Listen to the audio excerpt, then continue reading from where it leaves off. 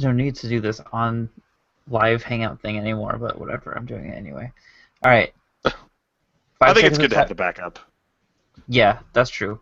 All right, 5 seconds of silence start now.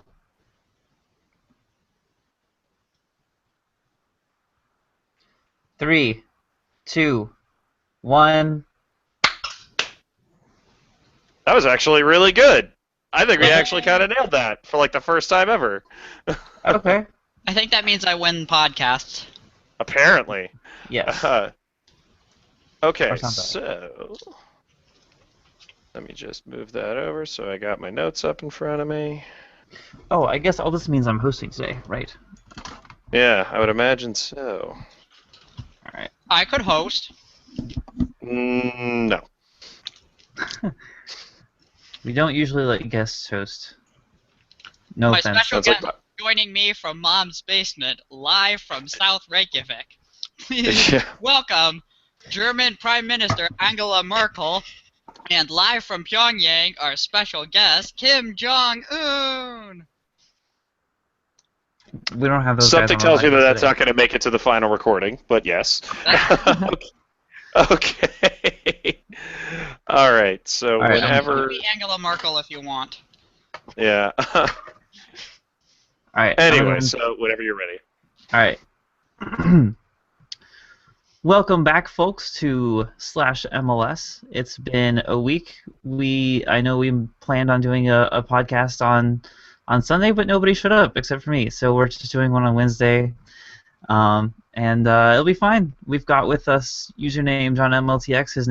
His real name is John Leonard, or John Leonard. I don't really care. That's the first. He, that's what. What's that, John? It's the first one, John Leonard. Yes. John Leonard. Okay. The less interesting version. And he's here to talk USL Pro and MASL. And we're probably going to talk a little NASL, and we're probably going to talk a little Women's World Cup turf action and Jovinko and player trades and all that crap. But first, my name is Ian. I'm username Armaskaru. And I am James, username Nefarious Joe. And like I said, John Leonard, username JohnMLTX, and I want to be the next American Idol. all right. Dear. Well, I don't know what the misunderstanding here was, John. This is a soccer podcast. This isn't a singing competition. Anything's a singing competition if you try hard enough. Okay. Well, if you want to sing something, I'll sing something too, and then James can judge And us. then I will quit this forever so fast. So before James does that, John, tell us what's going on with USO Pro. They announced their format, expanded playoffs, 2 12-team conferences, la-di-da-di-da. What's going on? Well, basically, USL is reaching a new and improved massive structure. They're restructuring the entire regular season and the playoffs based off of a new conference alignment, which they've not used in several years. The last time we really saw conferences in USL Pro was when we had the Caribbean team division, actually, at one point in time. That was when we had a bunch of Puerto Rican teams, and that was the birth of the almighty, all-powerful Antigua Barracuda, still captains of my heart. But oddly enough, traveling from the West Coast, LA, all the way down to Antigua several times a year is a little bit of a beater. Yeah, I'm And, told it's not cheap either. yeah, it's not cheap, and it's really strenuous on these third division players because, they'd be playing back-to-back games over the course of a weekend. Yeah, and it's not like these guys have exactly a professional medical staff trying to keep the effects of fatigue to a minimum. Yeah, that's actually why the USL still maintains 3 substitutes, or 5 substitutes instead of 3 substitutes, because it was so hard on the players to sort of keep everything together when you're playing back-to-back games, 180 minutes over the course of 2 days. Now, with this new format, is that going to change at all? They said they're going to announce the schedule later this month, but you're someone who knows things. Are they looking to change that scheduling? Well, the scheduling is really going to remain mostly in conference. They're Right. still kind of tweaking everything, but they're going to face all of your in-conference opponents at least twice. So we have the two 12-team conferences. So of your 28 games, you're playing 22 within half of the continental United States. And then they're looking for these 6 regional rivalries, which will either be close stuff. So I'm imagining OKC and Tulsa might get an extra game. You'll see probably a USL Cascadia Cup type matchup. Maybe Toronto, Montreal probably will get in there, and maybe that's when you'll likely see a hypothetical Toronto, Vancouver, and Montreal, Vancouver across the conference lines. Those are still not going to be announced for a little bit while longer. The USL tends to announce their schedule a little late. And it's really because, up until today, we didn't have all of the teams finalized, and I'm fairly certain we're not going to be announcing any more teams in USL Pro for next year. But there's always a chance something crazy could happen, because we just got the New York Red Bulls announce their USL team today. And Right. at this point, I do believe the only team playing in MLS in 2015 that does not have a USL affiliate is New York. Oh no, New York City does have one. Wilmington. Yeah, Wilmington. Yeah. So, No, I don't think that there's going to really be anybody who doesn't have one. We're There all, are, as of today, we're all done. All 20 MLS Yeah. teams have USL affiliates. yeah, and I'm sure that they were waiting for New York to finally officially announce before they put conferences anyway. And I'm sure that this is something that's been put together for quite some time. That was just the thing that they were waiting on. Reckless Challenge put out the conference alignment maybe a month and a half, 2 months ago or so. Several weeks ago, where we did learn that they were going to be dividing up the conferences, and the playoffs are getting tweaked. Resultingly, it's going to still be single elimination, and the top 6 in each conference are making the postseason. Right. And the number 1 seed and number 2 seed in each conference get a bye.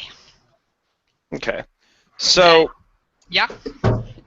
So USL Pro has generally fueled its expansion through these MLS sides. So do we think that Yes. Yeah. So do we think that that is the way to go for them?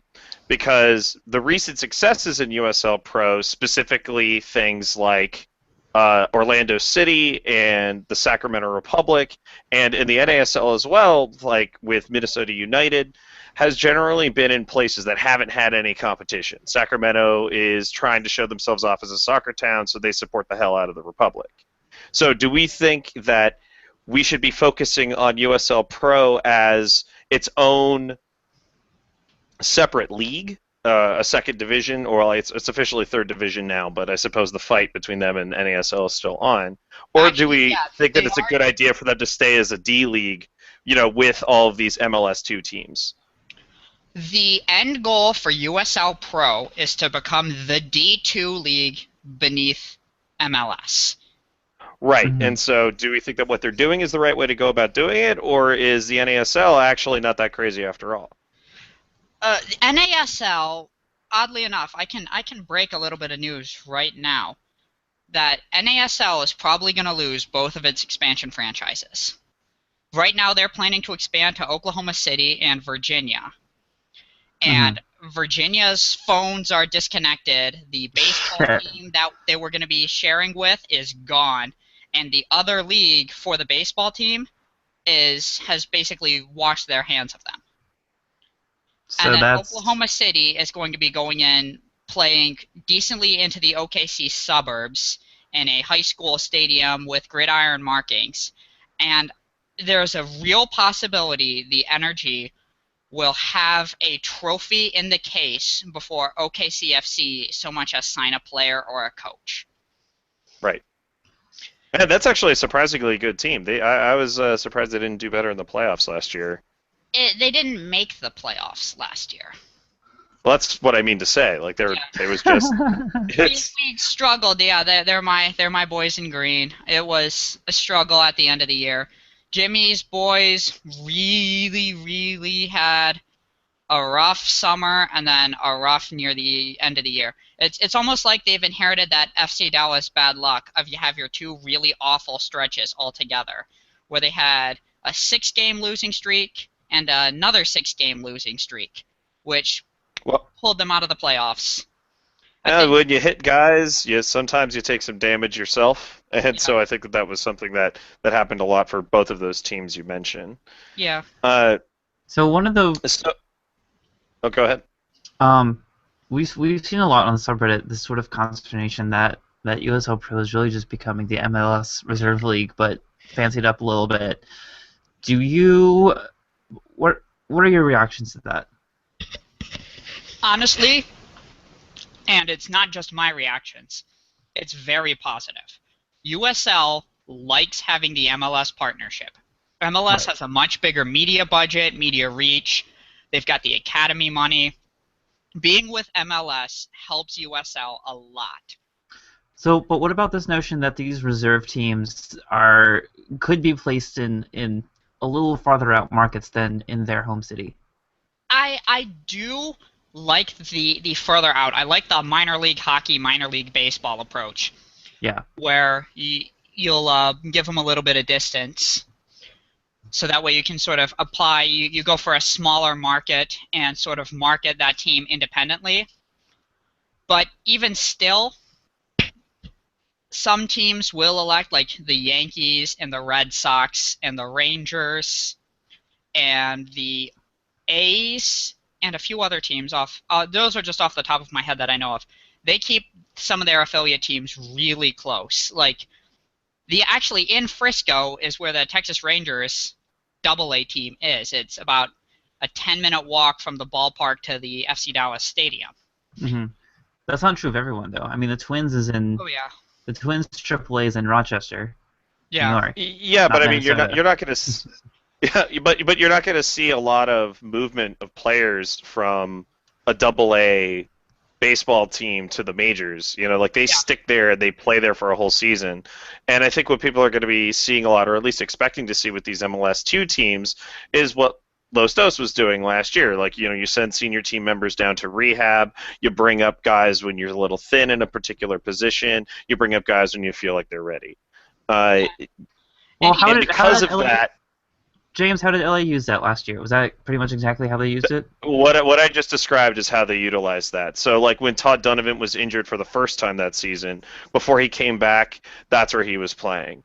When they used it a lot like the reserve league. So when Robbie Rogers was tested out at right or at left back, he played his first games at left back for Los Dos. Actually against if I recall correctly, against the OC Blues, and even when he was playing in a position he wasn't comfortable with, he just looked so much better than everyone. Um, I and so moving that the teams out further away makes that more difficult. You want these teams training together. You want it to be the second team squad uh, from a development standpoint. From the standpoint of trying to get crowds and trying to engage with the particular community, it would be the better idea. But a lot of these teams are already out in the suburbs anyway. yeah, that's an interesting thing is that in the case of, say, Seattle or Salt Lake, or Seattle and Salt Lake in particular, are moving their 2 teams further outside of where they actually play. I know this year It the Monarchs are is sharing Rio S2 Tinto. right, and is S2 playing at Starfire? I would Yeah, imagine. S2's playing at Starfire. Yeah, I mean that makes You, sense. I mean that's a training facility that's used by the Sounders all the time. They play Open Cup games there. yeah, and it's a bit away from there, but it's you're spreading your market out a little more. Even if it's not that far away, it's still a little bit more of a spread than it was, and that Yeah, does. and And I'm sure anybody from Seattle can tell you that getting through that city from suburb to suburb is not easy. So I suppose that makes it its own sense. Yeah, and then the fact of RSL looking to get a stadium in downtown Salt Lake for the Monarchs, and then keeping them for this year they're going to play at Rio Tinto, but next year hopefully they'll have their own stadium about 20-30 minutes south of Rio Tinto, which will help them out. It's just to have a little downtown thing. But Right. really, the USL owners, even the non-MLS affiliated USL clubs, Of are which there are enjoying four. this. Which four, incidentally? I couldn't keep it in my head. Tulsa, OC, Colorado Springs, and Pittsburgh.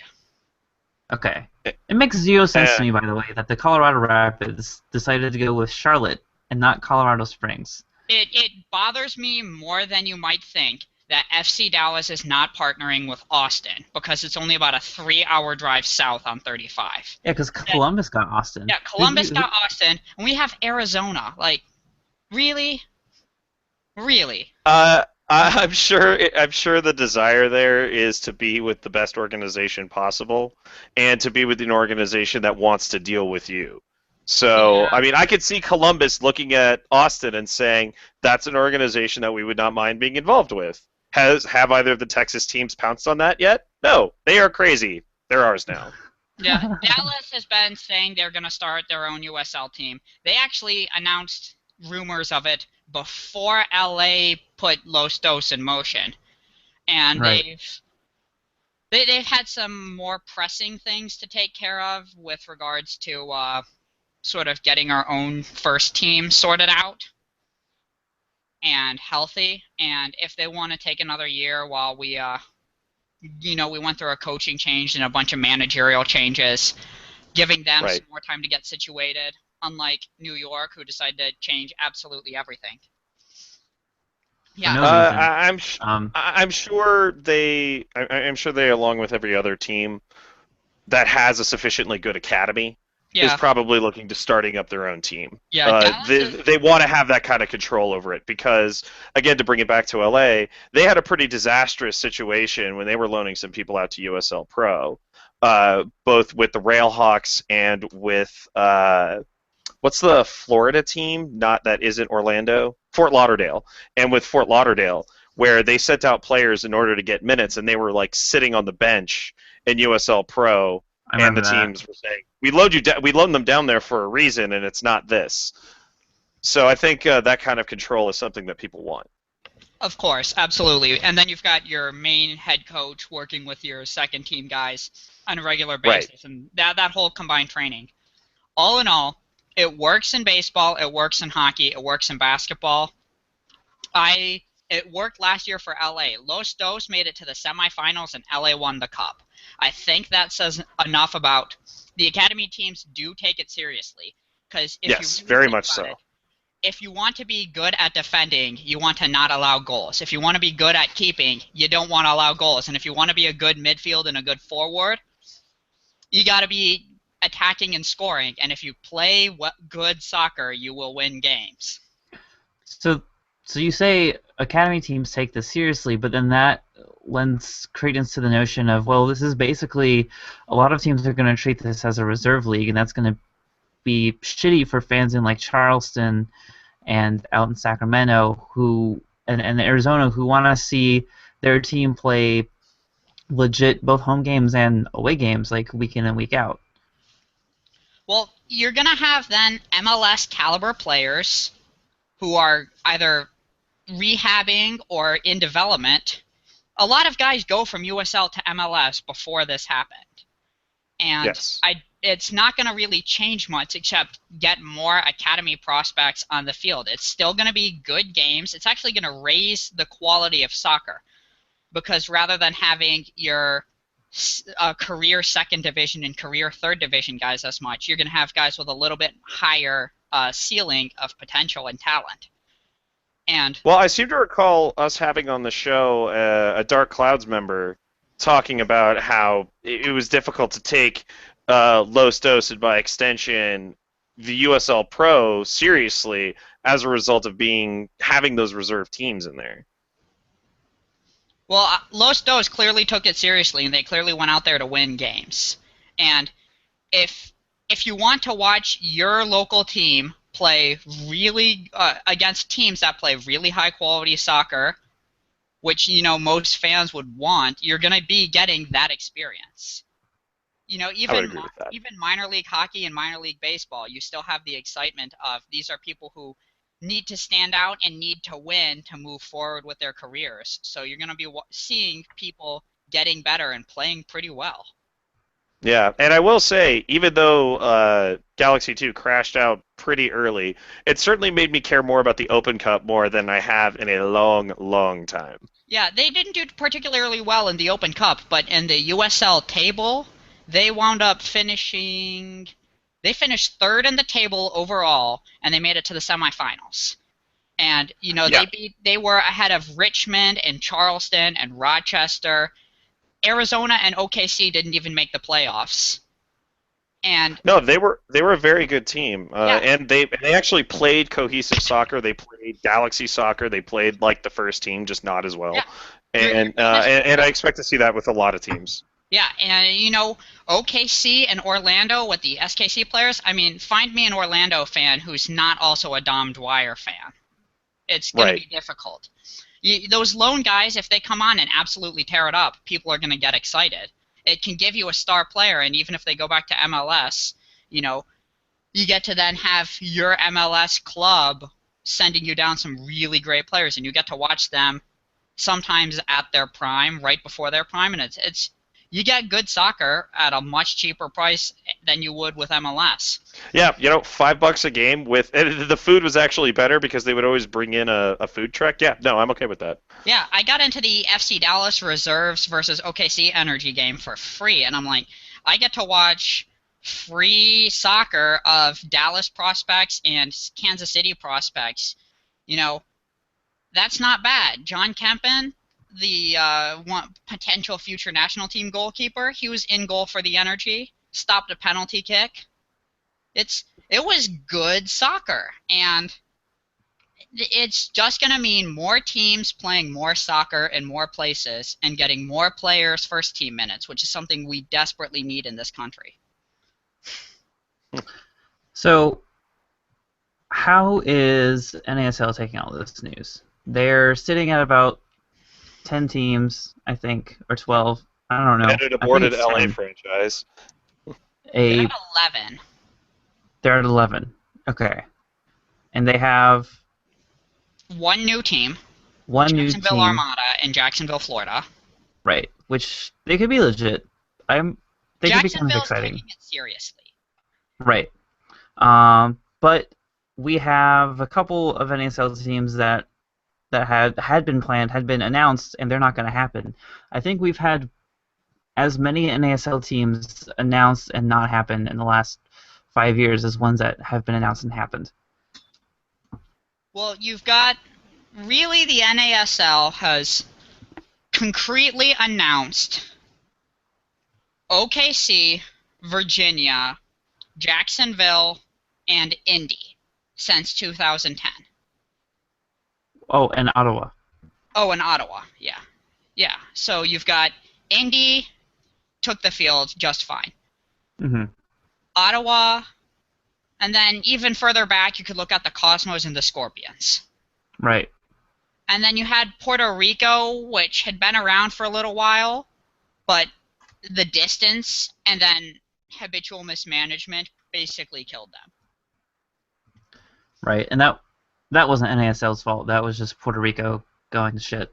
Yeah, that was the entirely within the team. That was, and a Yeah. lot of it, the NASL is not necessarily to blame, except more than likely vetting the ownership groups. Right. In the case of Virginia, is the real kicker. Is Virginia was as part of this one Loudoun thing, Loudoun. I don't know. So this development in Northern Virginia There you go. was looking to build a ballpark as part of this new retail, commercial, housing, all combined, like sort of mini townhouse, a little mini city district. And this stadium got announced. They were going to have an Atlantic League baseball team, which is independent, about single double A equivalent, or around double A equivalent baseball in the Appalachian area. Mm-hmm. And then they also, the same ownership group, VIP Sports and Entertainment, said they're also going to get a soccer team, and they're going to share this baseball ballpark, 4,000 seat stadium. They announced the stadium and break ground, and they've got their 2 teams confirmed by the leagues. And in late 2013, we start hearing about construction delays, and that there was some work, but nothing really concrete, just some digging, really, and some equipment. And the teams were planned to start in 2014, and then that didn't happen.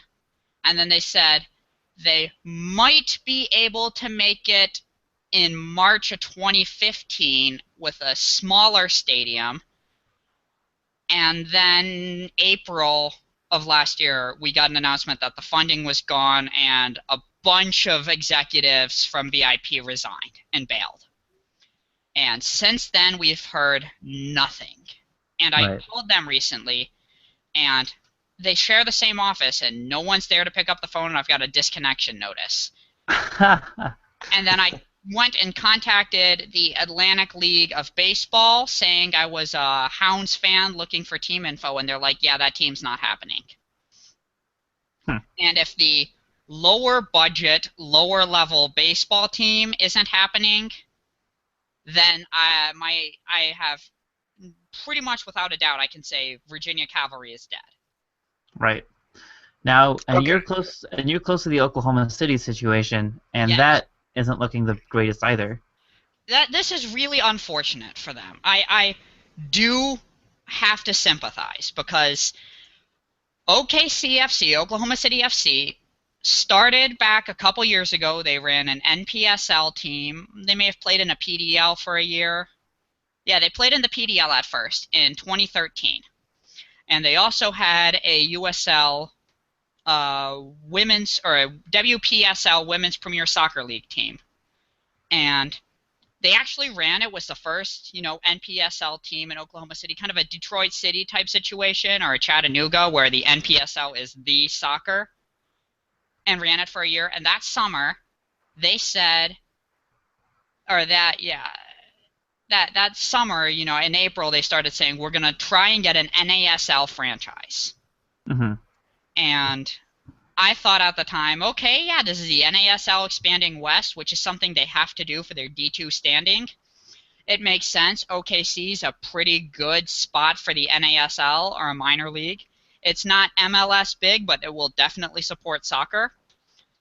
And then immediately after that, you've got the Energy Group, who comes together. And the Energy Group actually run the hockey team and the minor league baseball team in OKC. Or at least they have run them at some point in time. And they got a USL Pro franchise for 2014. Okay. And the NASL didn't get their franchise in time. Now they're pretty much dead, right?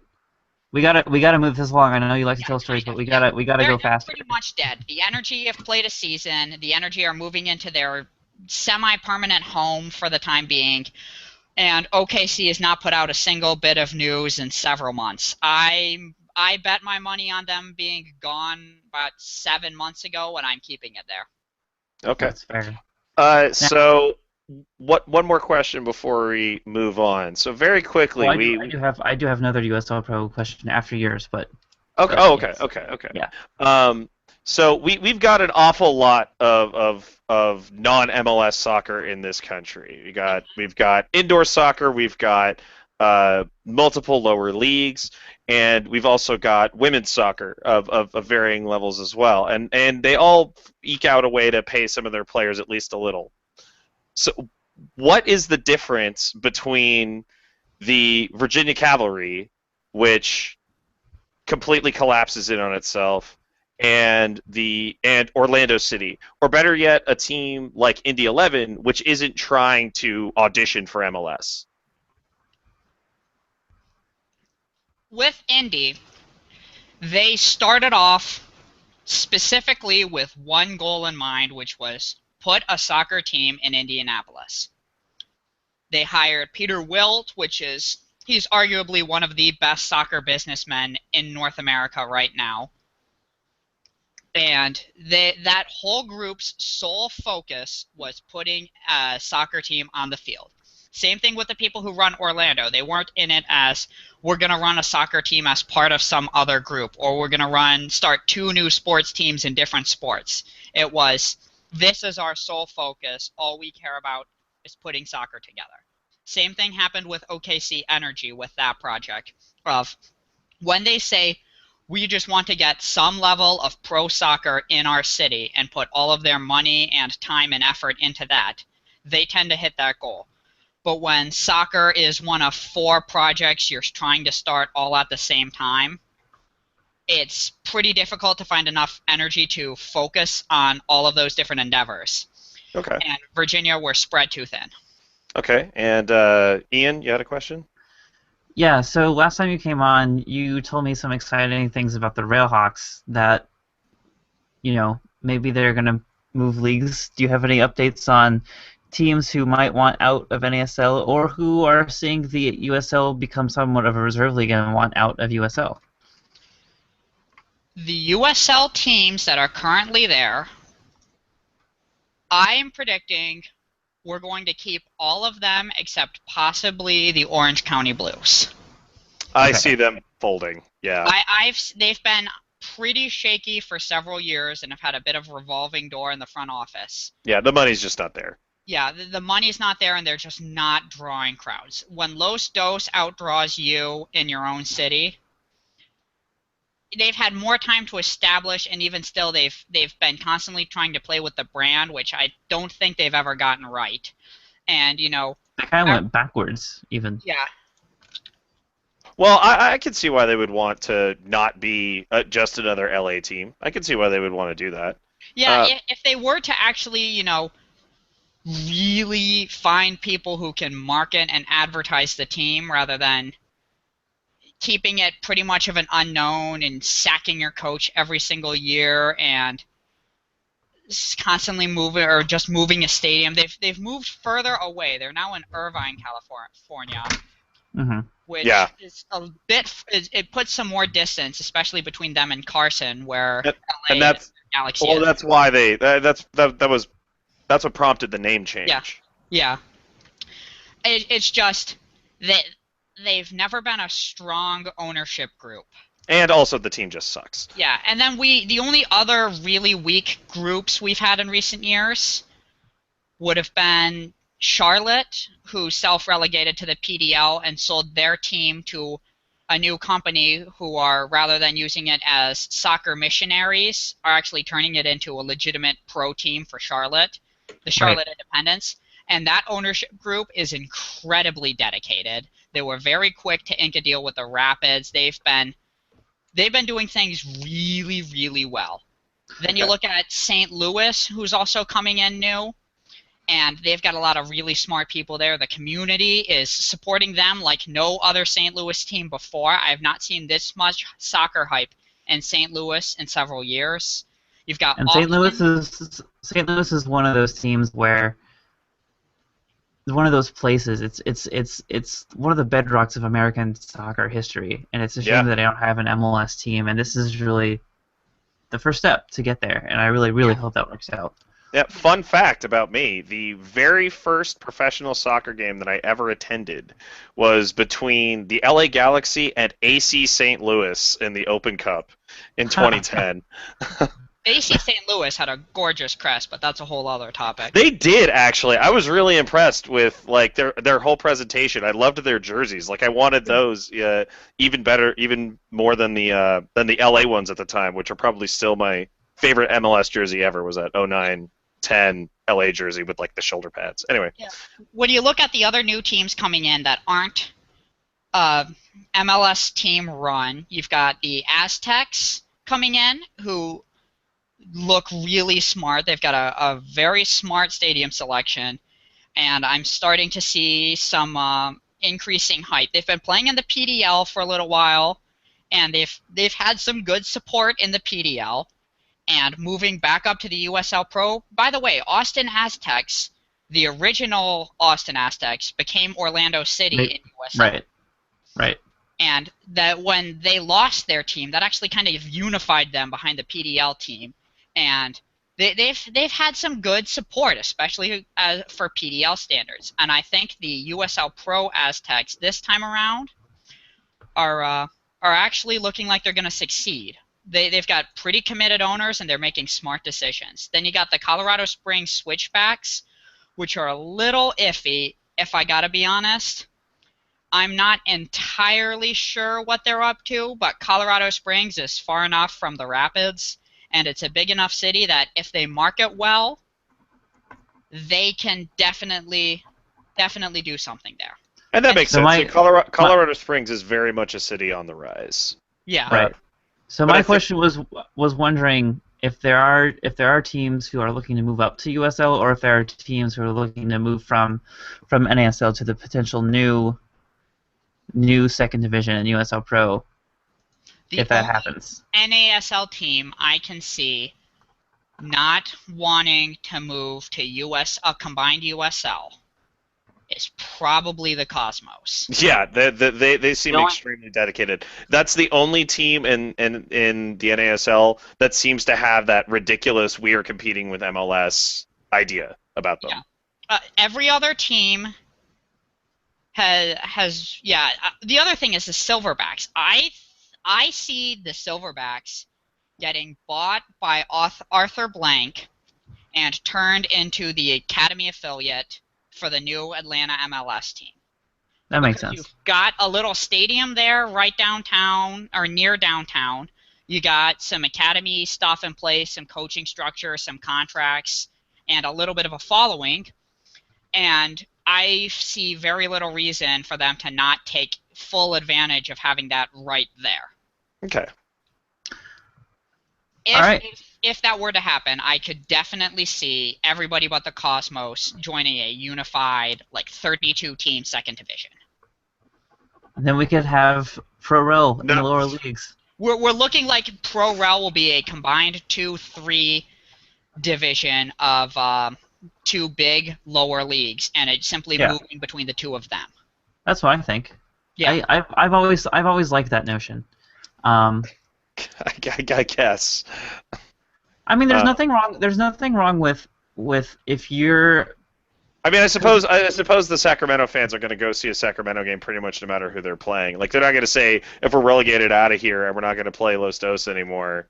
Yeah, because the thing is, though, is that to have promotion and relegation, you need to have enough teams in the same markets, because all of a sudden, if, say, all of the West Coast teams are in that hypothetical second division, and all of a sudden Wilmington gets relegated, now every away game they have to fly cross country. Yeah, it's split conferences for this hypothetical thing. With USL moving to split conferences, they're not going to move from that, especially with the support they've got from MLS. Right, but if you have a combined league that you're having promotion and relegation from, what if it would be pro and rel by conference, not by single table. Okay, right. Okay. Well, okay.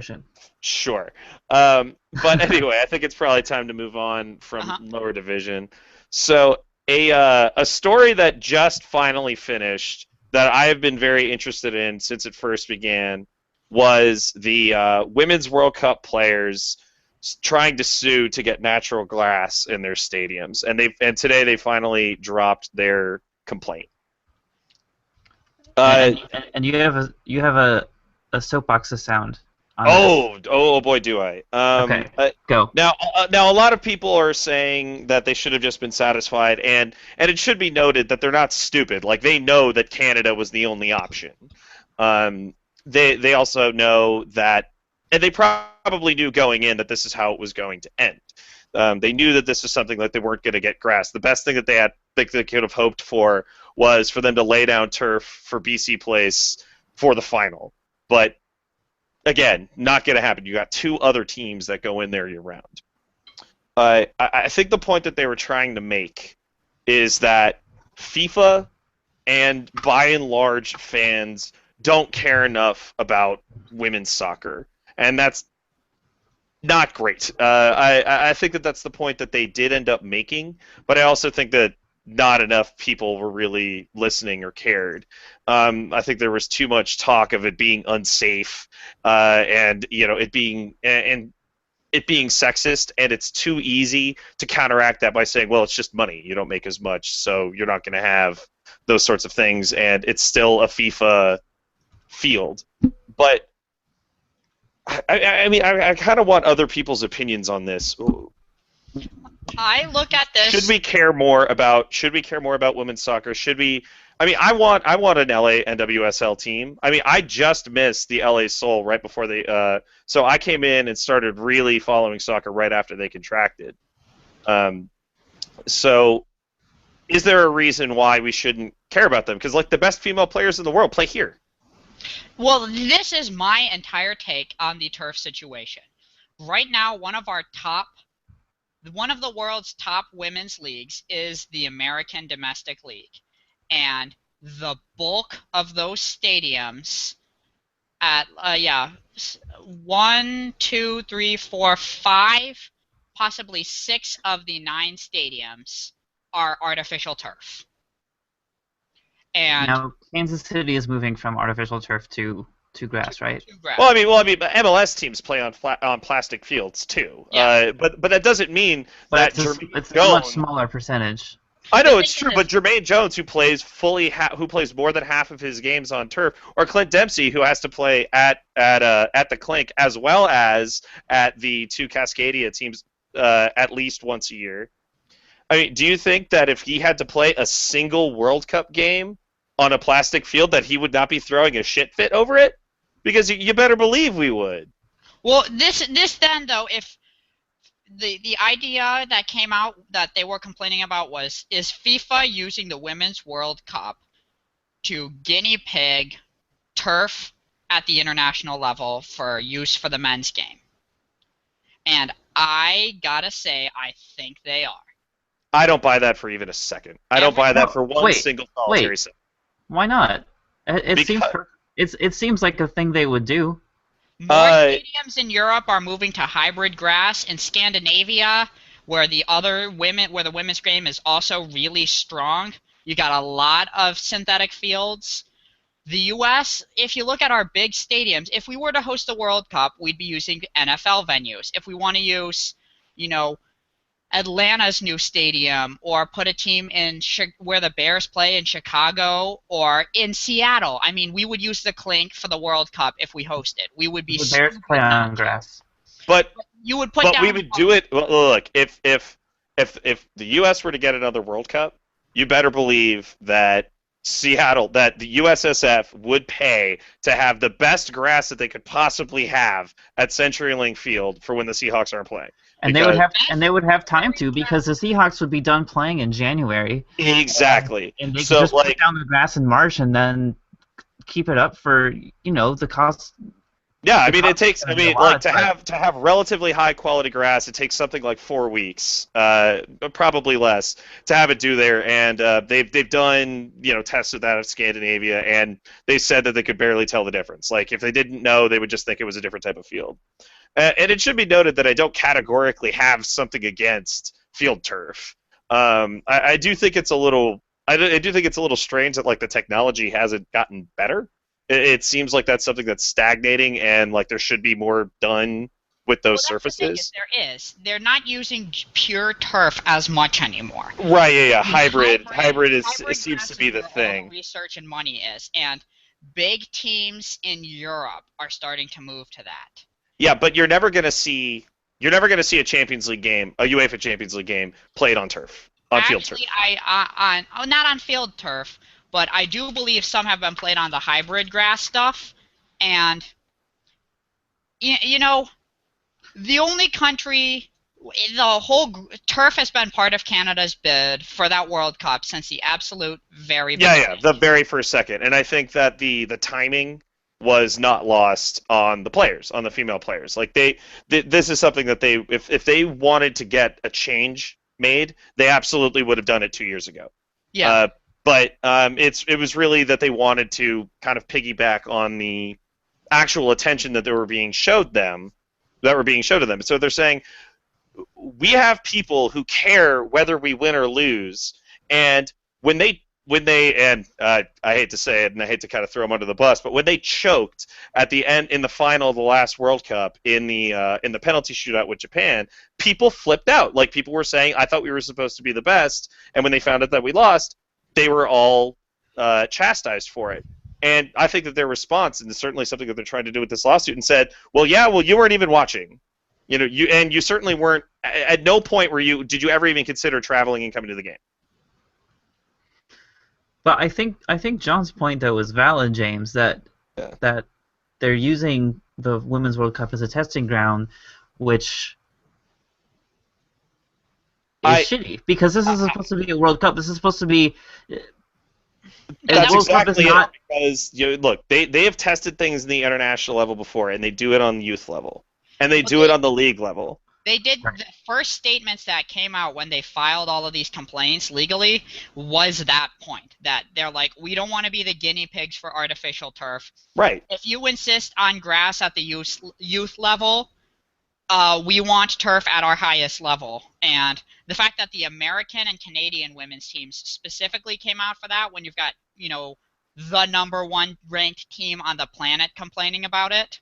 And the host team.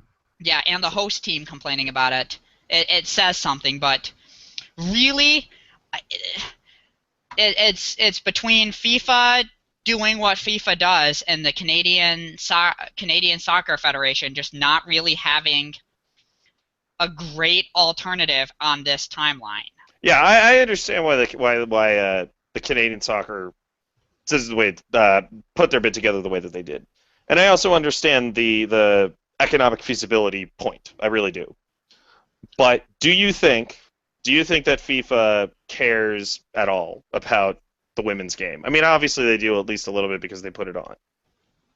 Well, they put good money into it, and they do get big sponsors for it. And the fact that they're continuing to market it now, it's not as big as the men's game.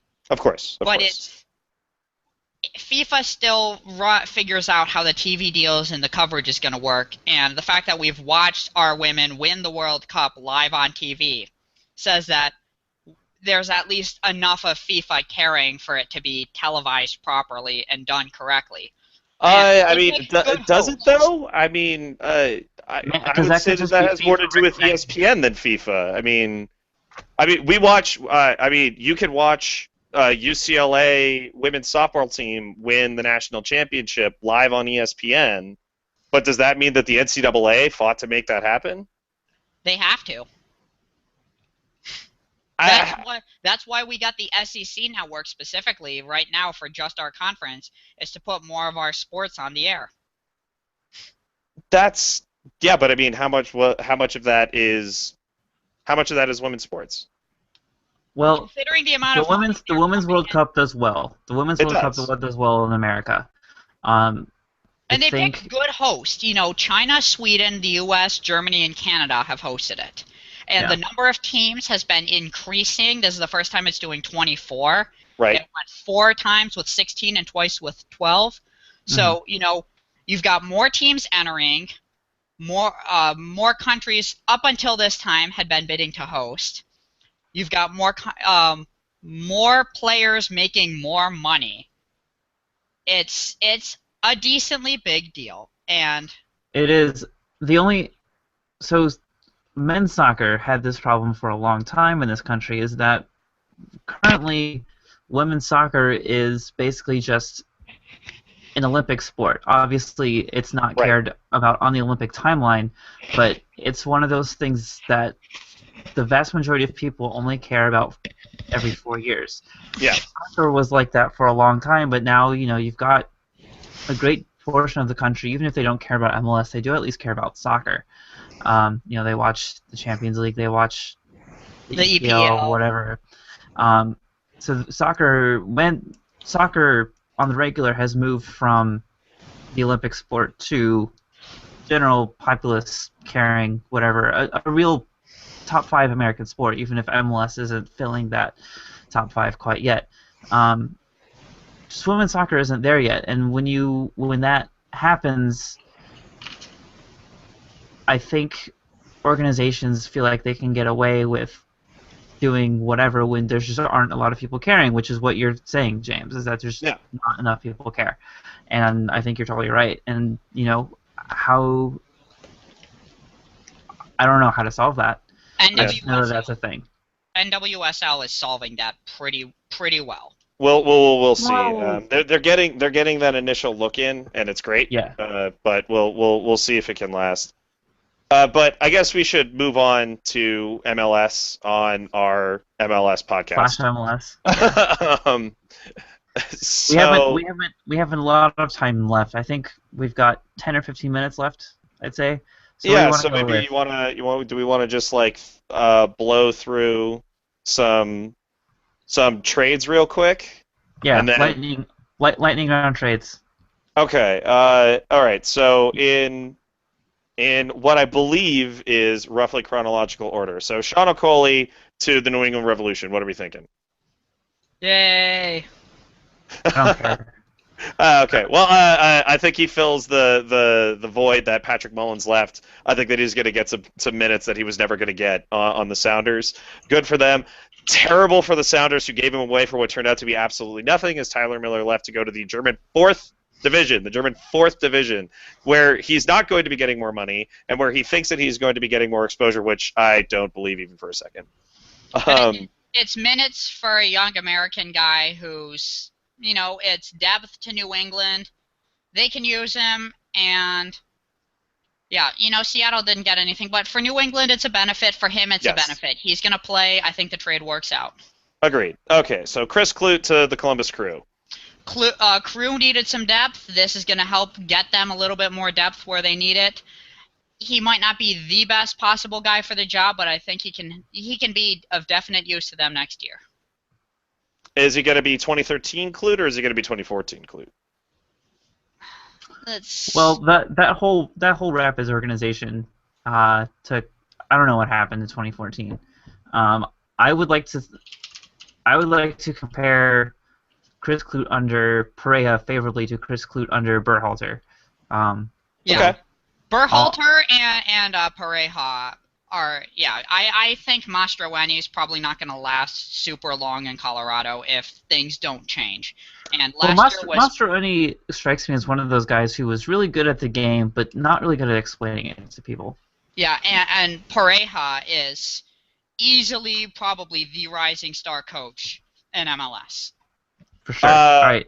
Next. I could argue. So staying in Colorado, they just acquired Marcelo Sarvis and Sam Cronin. That's filling in to fix what happened last year. It's Mastroeni making changes to fix the holes he had.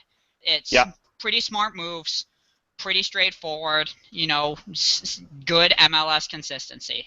Yeah, those two plus Vicente Sanchez and Dylan Powers, and not to mention a Dylan Powers learning from Marcelo Sarvis close up, because I believe that Marcelo Sarvis, with the size and youth of Dylan Powers, is a U.S. national team prospect. Yeah, that's. I think the Rapids are going to be sorely disappointed in Marcelo Sarvis, by the way, incidentally. Oh, you think he's too old? You think he's over the hill?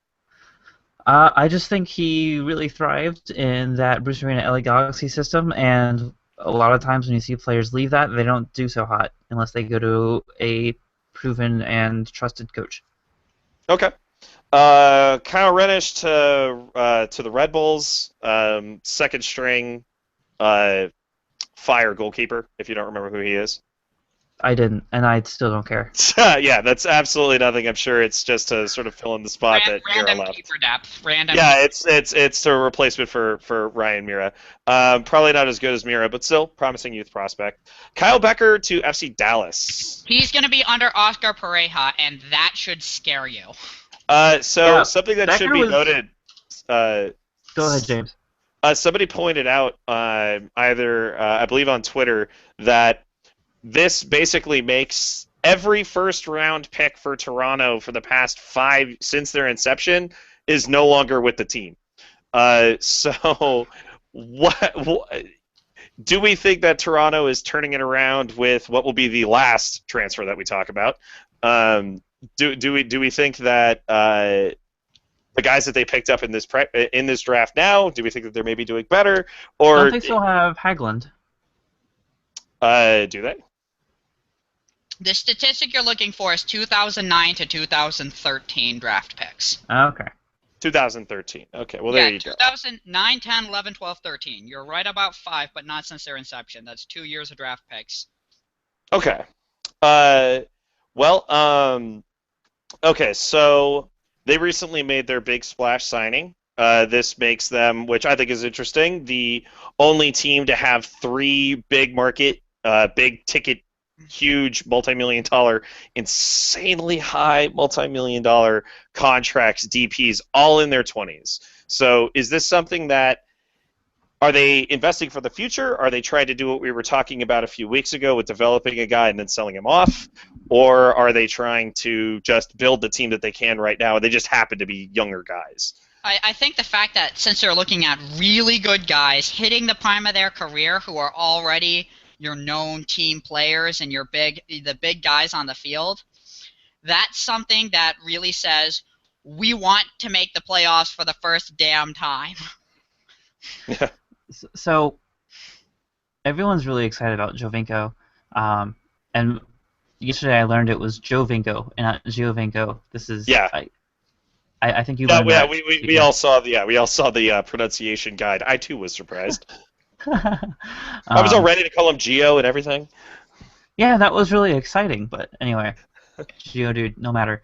But you betray your childhood, sir. I think we'll just call him Seabass because his name is Sebastian. So I guess you could do that. Apparently, this Jovinko dude is really good. I don't really have super big insight on this. Only for, I hope he sucks because I don't want him to take Marco Echeverry's role as best ever MLS player. I'm going to leave that one where it is. I have one follow-up. Best ever MLS player, without a doubt, Rafa Marquez at the New York Red Bulls. Of course. Yeah, and with a close second of Leonard Pahoy. And third is Danielson, the FC Dallas DP. Hey, yeah, Pahoy once scored a winner for us against RSL. Was it an own goal? No, it was a header. It was an honest-to-God real goal and stuff. All I know is Toronto has Jackson, and sometimes Jackson scares me, but he was scarier in Dallas than he is in Toronto for all the wrong reasons. Yeah, right.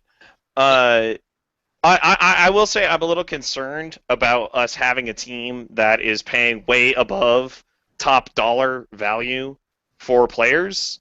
It's one thing when it's U.S. national teamers because I do kind of feel like this huge homecoming was inevitable. I think that's something that this league really, really wants is to develop the national team in-house. But when you start looking at guys who are regarded as role players in other parts of the world, and then you start paying them more than anyone in their previous league, it gives me pause. But we talked about this last week. There's a slightly higher price you pay when you get people to come to MLS and when you get people to come to Toronto. And if he ends up being this really awesome midfielder that a lot of people think he's going to be, if he is indeed the best player to come to MLS since Beckham, it's going to be worth it. I agree. I don't think that that's what he'll turn out to be, but especially considering that we had players who've come here since Beckham who have been better than Beckham was, namely Robbie Keane. Certainly not better than players overall, but better as players in our league. It is somewhat random who succeeds in MLS, I think. A little bit. It is a little bit. Although I do think that unless you're like a generational talent like Thierry Henry or Beckham, Right. People struggle that weren't supposed to, and people come in like BWP and they were terrible everywhere, and then they come and score 30 goals. It's Or you get guys like the space unicorn himself, Breck Shea, he can light it up in MLS, and then he warms the bench in the English Championship second tier. I am sure that there is a lot going on with that particular situation that we never quite heard. A lot of it having to do with his attitude I and know a lot about the attitude issues he had in Dallas. Oh boy. yeah, right. So I think it kind of sends the wrong message. People are starting to look at us, even if it helps shed the retirement league idea. I don't think that being Galatasaray or Anzi or what the Indian League is starting to become really is much better. I really don't want us to have, as much as I would love to have Wesley Sneijder on my team, I don't want to become a league of mercenaries. People so like seeking a pay getting in and getting out. so the thing that's different between MLS and all those things is that we actually kind of make money. Our teams increase in value. We're not in a ridiculous amount of debt. That is true. Yeah. Unless you listen to Don Garber. Unless you listen to Don Garber, right? He was bragging about how much money we were making and how much better all the player salaries were going to be a year ago before the negotiations started. Yeah, it's hypocrite. typical CBA posturing. I don't think that hypocrite. It's typical CBA posturing. You see it in literally every league in America. Yeah, it's not something that I would really consider lying outright, but I will admit it's one of those things that haven't we all grown beyond that, the need for such things? Yeah. It's not a /MLS unless somebody gripes at the commissioner. Come on. Yeah, there you go. Hey, I am a staunch defender of the commissioner, and I'm going to be writing an article about that this week. I even said in a recent MLS or RMLS comment mentioning having a Don Garber tattoo on my left buttock, and that may become a reality. Oh dear God. Okay, if we get a work stoppage, though, don't do that. No, get a Bill Peterson one instead when we start hiring NASL scrubs and scabs. Yeah, I will say I'm kind of with Ian on this, though. I mean, Don Garber is the worst sports commissioner in the country, except for all the others. He's the worst commissioner in American pro sports history, except for literally everyone else. Yeah, exactly. We would complain about Pete him. Rozelle was pretty good, right? I can't really. I can't speak to the history about Adam Silver. Absolutely. I do gotta say the CFL just had their commissioner just retired, and he was a really good dude. But you guys probably don't follow Canadian football like I do. I would say that is a safe assumption, and that does not count as your bold prediction because there's nothing about that is bold. Speaking of, yeah, go, James. Oh God. Well, all I can think of right now is the CBA.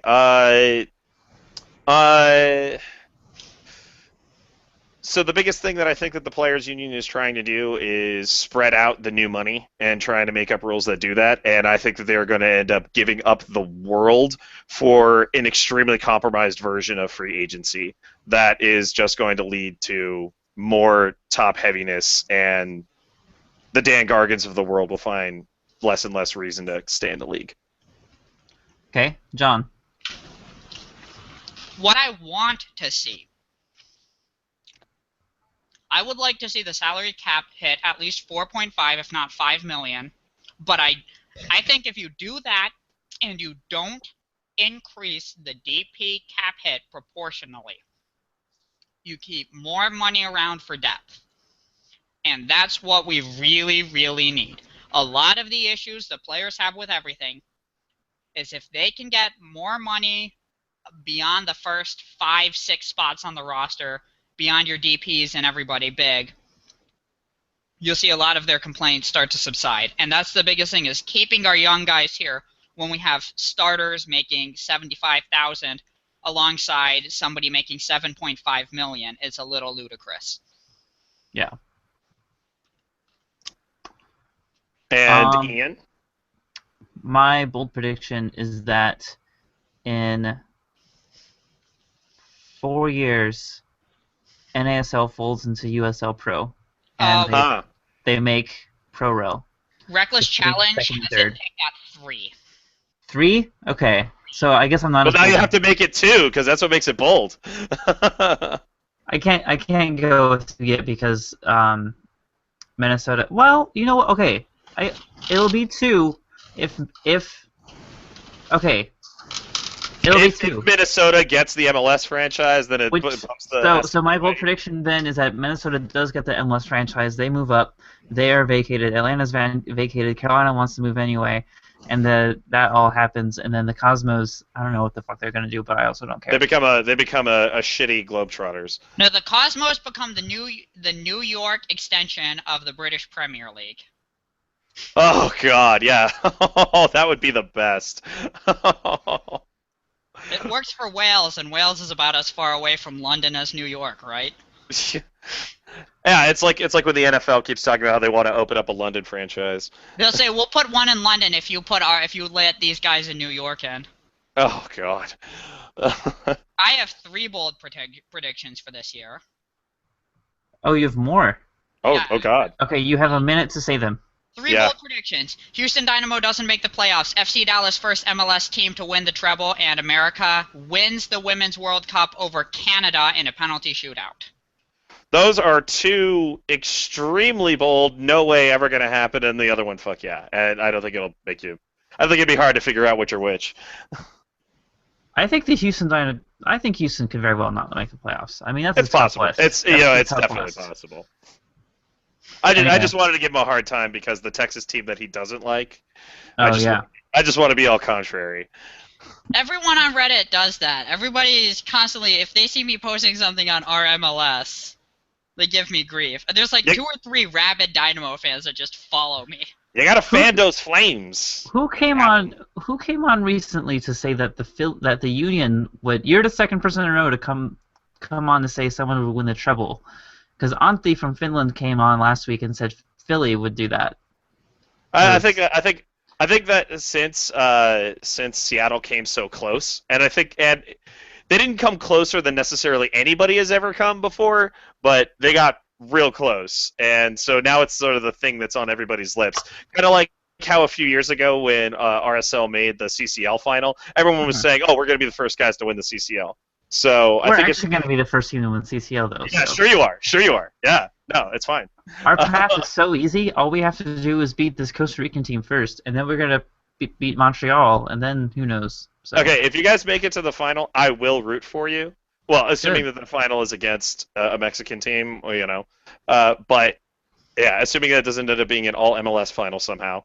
But I think that's impossible, but... it may or may not be. I'm honestly not sure how the brackets shake out. But if they do, I will root for you. But I really don't see that happening. Sorry.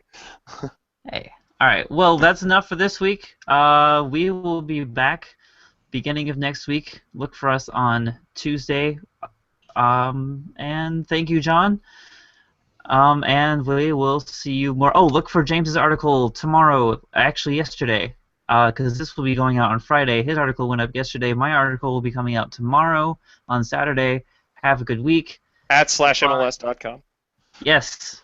Thank you. Stop by Reckless Challenge for all your USL Pro and Arena Soccer related news needs. Yes, John just wrote a treatise on the MASL midseason. And yeah, thanks everybody, and have a good day. Bye.